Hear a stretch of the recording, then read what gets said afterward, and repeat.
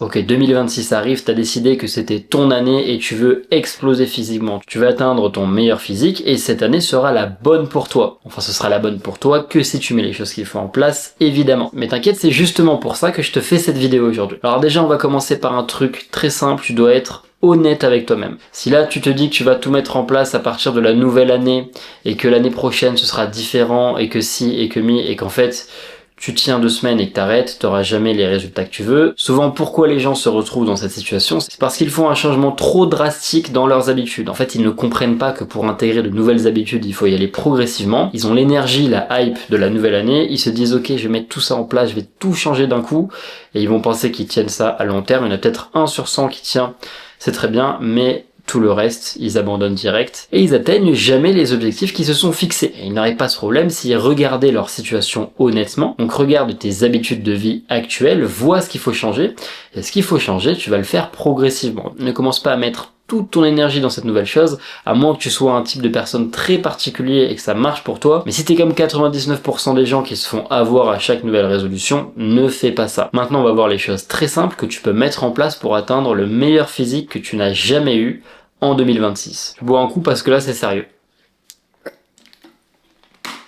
Tu dois faire en sorte d'aller vers les résultats que tu veux le plus facilement possible. Et ça passe par mettre en place des routines que tu aimes qui te font aller vers cet objectif sans que ce soit perçu comme une contrainte. Si tu es constamment en train de forcer contre de la résistance, tu vas finir par te prendre un mur et sûrement abandonner. Et donc ce qu'il faut que tu intègres pour que les résultats soient là naturellement, c'est que tu dois absolument aimer ce que tu fais. Il n'y a pas grand chose de plus à dire. Mais ça, c'est pas toujours facile, surtout quand les choses sont nouvelles pour toi. Donc aujourd'hui, je vais te donner des clés pour aimer ce que tu fais, que ce soit dans ta routine d'entraînement ou dans les à côté. Je pense principalement à l'alimentation et à la dépense énergétique, qui vont forcément être une composante très importante de ta transformation que tu vises en 2026. Alors pour aimer ton entraînement, ça passe premièrement par faire le bon choix d'exercice. Tu dois absolument intégrer que le plus important, c'est pas telle ou telle variante d'exercice qui va t'apporter 2 à 5% de résultats en plus. Le plus important, c'est sélectionner les exercices que tu aimes, tant que c'est des exercices qui ont fait leur preuve, évidemment. Mais tu vois, c'est primordial, parce que quand on zoome sur une séance, qu'est-ce que c'est? C'est juste un enchaînement d'exercices. Et comment tu vas aimer ta séance si tu enchaînes des exercices que tu peux pas voir? Donc c'est pour ça, lâche un peu cette histoire de tel exercice va être un tout petit peu mieux qu'un autre et du coup t'es pressé d'avoir les résultats et tu le choisis. Non, c'est pas comme ça. Tu choisis les exercices que t'aimes qui vont transformer tes séances en parties de plaisir, ou presque, et du coup les résultats viendront naturellement parce que tu vas le faire pendant longtemps, et si tu tiens à long terme, tu auras les résultats que tu veux. Bon, bien sûr, il faudra respecter les principes fondamentaux, c'est-à-dire appliquer la surcharge progressive, avoir une bonne récupération, etc. Mais là, c'est pas le sujet de la vidéo. Encore une fois, je veux t'aider à mettre en place ce qu'il faut pour aimer ta routine. Et du coup, pour trouver les exercices que t'aimes, rien ne t'empêche pendant quelques séances d'aller à la salle sans vraiment avoir un plan précis. En fait, ton plan pour cette séance, ce sera juste de trouver les exos que t'aimes. Et tu vas pouvoir tester plein d'exos et variantes et les noter quelque part. Comme ça tu sauras exactement tous les exos que tu kiffes. Alors évidemment, il y a de grandes chances que tu doives toujours faire de temps en temps des choses que tu n'aimes pas trop, parce que peut-être qu'il y a un muscle entier que tu n'aimes pas travailler, et du coup dans le cadre de ce muscle, peu importe l'exo que tu vas faire, tu vas pas kiffer. Mais c'est pas grave, parce que tant que tes séances sont composées par une bonne partie d'exercices que tu aimes, tu vas pouvoir assez facilement encaisser le fait de faire ces 2-3 exos que t'aimes pas. Bon, et dans ce cadre-là, le fait d'aimer ces séances, tous les styles de programmation ne se valent pas, parce qu'en fait, il y en a un en particulier qui va te permettre de dispatcher comme ça dans ta séance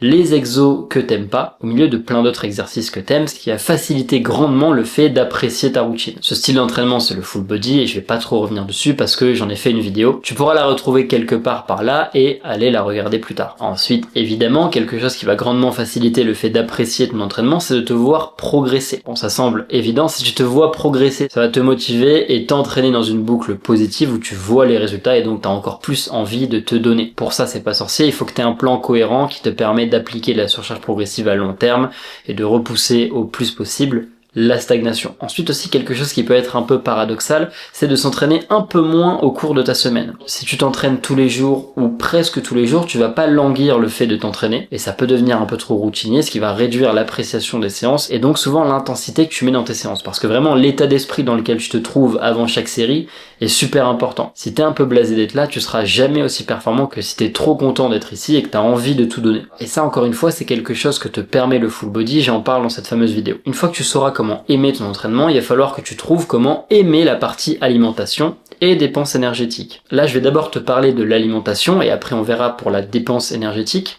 Mais le problème avec l'alimentation, c'est qu'il y a souvent énormément de résistance par rapport à ça. Et pourquoi ça? C'est parce que les gens ont une image en tête précise du régime un peu du bodybuilder. Et souvent, quand ils pensent bonne alimentation en muscu, en fait, ils pensent manger des trucs totalement insipides. Et ça, c'est vraiment un élément qui a fait beaucoup de mal à énormément de transformations physiques. Parce que si tu penses que pour avoir le physique de tes rêves, il faut manger du blanc de poulet avec des brocolis et du riz blanc, sans aucun goût H24, et que t'aimes manger, que c'est une composante importante de ta vie, je me reconnais 100% là-dedans, hein, moi c'est hyper important la bouffe, ça va poser problème. Et en fait, il faut que tu comprennes que tu peux tout à fait manger sainement en te faisant kiffer, en ayant des plats que à chaque fois que tu les manges, t'es refait et que t'es vraiment content de manger ces plats. C'est mon cas, hein. Bon, moi c'est particulier parce que c'est que des festins en plus, parce que je mange qu'une fois par jour, mais même si tu manges plusieurs fois dans la journée, rien ne t'empêche de te faire des plats à chaque fois que t'aimes. Pour ça, il y a une règle très simple, c'est que tu vas favoriser les aliments non transformés. Tu favorises les aliments non transformés et avec ça, tu te fais des plats que tu kiffes. Mais ça veut vraiment pas dire manger des trucs insipides. Exemple très simple, mais c'est vraiment un parmi tant d'autres. Qu'est-ce qui t'empêche? Et tu vas voir, ça prend 5 minutes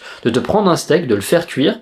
Dessus, tu te fais fondre une tranche de cheddar et par-dessus, tu rajoutes un œuf. Là, si tu utilises que des bons produits, t'as un truc super sain, qui est délicieux, qui prend un rien de temps à faire et que tu peux spammer. Bon, ça, c'est qu'un exemple, mais maintenant, sois créatif. Tu peux chercher sur YouTube ou faire un peu tes tests en cuisinant et trouver les plats qui te font kiffer et qui te rassasient aussi. C'est très important que tu sois calé à la fin de tes repas. Alors, pas forcément calé comme quand tu sors du buffet à volonté et que t'es prêt à exploser. Ça, c'est contre-productif, mais tu dois pas avoir faim quand tu finis tes repas. Et ça passe premièrement par manger suffisamment de calories dans ta journée. On va voir comment après dans la partie dépenses énergétiques, mais ça passe aussi, et ça c'est très important, par manger des aliments qui sont riches en micronutriments. Les micronutriments, c'est très simple, c'est tout ce que tu vas retrouver dans ton alimentation. Tu vois, quand tu manges ton blanc de poulet, là, ta viande bien maigre, et que t'es content, parce que t'as mangé quelque chose de sain et qu'il y a très peu de calories. En fait, ne t'étonne pas de péter la dalle quelques heures après, bon déjà parce qu'il y a très peu de calories, mais surtout car c'est très peu nutritif pour ton corps. Ça va pas lui apporter tous les nutriments nécessaires pour bien fonctionner en fait. Donc il a faim. En fait, pour aimer vraiment son alimentation, il faut sortir de cet état d'esprit de restriction. Si tous les choix que tu fais sont basés sur comment je vais faire pour avoir le moins de calories possible en mangeant ci, en mangeant ça, tu n'opères absolument pas d'un état d'esprit qui va te faciliter le fait d'aimer ta routine sur le long terme. Tu vois, moi quand je choisis un aliment, je regarde qu'est-ce qui le compose en termes de macro et de micronutriments. Ça c'est la première chose, je me fous qu'il soit extrêmement calorique. Si c'est très calorique mais que ça me cale et que ça m'apporte l'énergie nécessaire pour me sentir bien et énergique dans ma journée, j'ai aucune raison de pas sélectionner cet aliment. Et ensuite, je vais regarder la façon de cuisiner cet aliment qui me permet de me régaler quand je le consomme. Et ça, c'est un travail que tu dois faire personnellement pour trouver ce que t'aimes, que ce soit au niveau des aliments ou de la façon de les cuisiner, mais une fois que tu les as trouvés, en fait c'est bon, t'es bon, tu sais quoi faire. Et pour sortir de cet état d'esprit de restriction, où t'es toujours en train de restreindre ton apport, la dépense énergétique est un allié de taille. Vraiment c'est super important et ce simple élément peut complètement changer la façon dont tu vois ta routine et les futures décisions que tu vas faire, donc c'est pour ça qu'il faut que tu restes bien concentré maintenant. En fait il y a un truc vraiment super simple et qui est trop souvent oublié, c'est que si tu dépenses plus, tu vas pouvoir manger plus. Souvent les gens font une erreur en fait à ce niveau-là, c'est qu'ils se disent oui mais pourquoi dépenser plus quand je peux juste manger un peu moins et au final atteindre mes objectifs? Sauf que c'est pas comme ça que ça marche. Déjà une première chose, l'énergie attire l'énergie. Paradoxalement, plus tu bouges, plus tu vas te sentir énergétique. Là, je peux te prendre l'exemple, si tu passes une journée à ne rien faire sur ton canapé, à la fin de la journée, tu vas être épuisé. Pourtant, t'as rien fait, comment ça se fait? Et si maintenant tu passes une journée à faire des trucs cool, tu vas visiter une ville sans te cramer, tu vois, juste tu marches, tu fais des petites activités un peu physiques, à la fin de la journée, tu vas te sentir plus énergique que si t'es resté sur ton canapé. Ça, c'est parce que l'énergie vient avec le mouvement. Et c'est un truc que beaucoup de personnes ignorent ou oublient. Mais tu vas voir qu'il n'y a pas que ça. En fait, quand tu manges plus parce que tu as augmenté ta dépense énergétique et que du coup tu peux te permettre de manger plus, certes ta dépense énergétique peut être exactement la même au niveau de ce que tu consommes via l'alimentation et ce que tu brûles via la dépense énergétique, mais par contre quand tu manges plus, tu vas apporter beaucoup plus de micronutriments à ton corps. Et ça veut dire qu'il va mieux fonctionner, tu auras beaucoup moins de risques d'être carencé et tu auras plus d'énergie. Et ça, qu'est-ce que c'est? Encore une fois, une boucle positive, parce que si tu as plus d'énergie, tu vas pouvoir plus bouger. Si tu bouges plus, tu vas pouvoir plus manger et donc tu vas encore une fois t'éloigner de cet état d'esprit où tu vas faire des choix à partir de la restriction. Et comme manger plus t'apporte plus de micronutriments et que tu fonctionnes mieux, tu vas voir que les périodes où tu es en déficit calorique pour perdre du gras seront beaucoup plus simples à encaisser. Et ça, c'est un problème qu'ont énormément de personnes en musculation, c'est que pour eux, il est impossible de rester sec à l'année, tout simplement parce que quand ils sont secs, en fait, ils ont aucune énergie et ok, ils aiment leur physique, mais ils détestent leur quotidien et c'est pas tenable à long terme. Mais ça, c'est vrai uniquement parce qu'ils ne se dépensent pas assez. dépenser. S'il se dépensait plus, il pourrait manger plus et il se sentirait beaucoup mieux. Ce qui résulterait à la fin par un physique sec à l'année sans effort. Alors quand je dis sec, je parle pas d'un niveau de compétition. Moi, pour te prendre mon exemple, je suis sec à l'année. Alors ça fluctue un peu, l'hiver j'aime manger un peu plus, donc je suis moins sec que l'été, mais je reste relativement sec. Sans que ce soit une contrainte, ça c'est très important. Si maintenant on dézoome et qu'on regarde globalement, qu'est-ce que ça fait d'augmenter sa dépense énergétique? Tu vas pouvoir plus manger, donc être plus énergique, mieux performer à la salle de sport, rester facilement toute l'année dans un corps qui te plaît, et toutes ces choses, encore une fois, vont contribuer à ta boucle positive. Parce que t'as de l'énergie, t'aimes ton physique et tu te sens bien. Donc ça te donne complètement envie de continuer. Alors qu'à l'inverse, si t'es épuisé, que t'aimes plus ton physique et que t'as aucune énergie,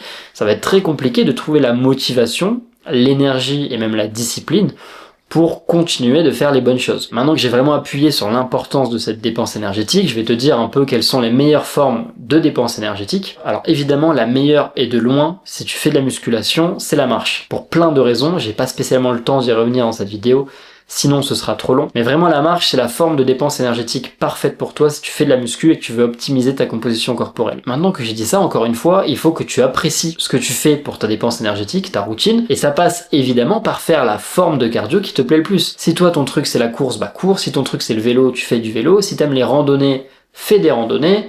Si t'aimes les circuits, kettlebell, poids du corps, je ne sais quoi, fais ça pour augmenter ta dépense, mais quoi qu'il en soit, ne fais jamais l'erreur de négliger cette dépense énergétique. C'est la clé qui va tout rassembler pour que tu te retrouves dans un physique qui te plaît visuellement et énergétiquement. Parce que tu peux avoir un physique très musclé et un rendu dégueulasse, et ça mentalement, ce sera très dur à encaisser. Voilà, je pense que je t'ai donné les clés pour apprécier toute ta routine, et apprécier ta routine, comme je disais avant, c'est ce qui va te permettre de tenir à long terme. Maintenant, si tu veux aller plus loin et avoir absolument tout clé en main pour atteindre le physique de tes rêves en 2026, sache que je réouvre les portes aujourd'hui de ma méthode un jour sur deux. En fait, c'est tout simplement le résultat de longues années à optimiser mon entraînement et ma routine pour avoir de bonnes performances, un physique que je kiffe à l'année tout en adorant ce que je fais. Et en fait, avec cette méthode, tu vas pouvoir faire exactement pareil parce que je donne tout et je te guide pas à pas pour que tu aies des résultats que je ne pensais jamais avoir en adorant le processus. J'ai que des retours positifs, tous les membres qui ont rejoint avant la fermeture sont très satisfaits. J'ai en plus un groupe avec tous les membres où il y a une bonne ambiance, les gens peuvent discuter et se motiver entre eux et me poser leurs questions, j'y réponds avec grand plaisir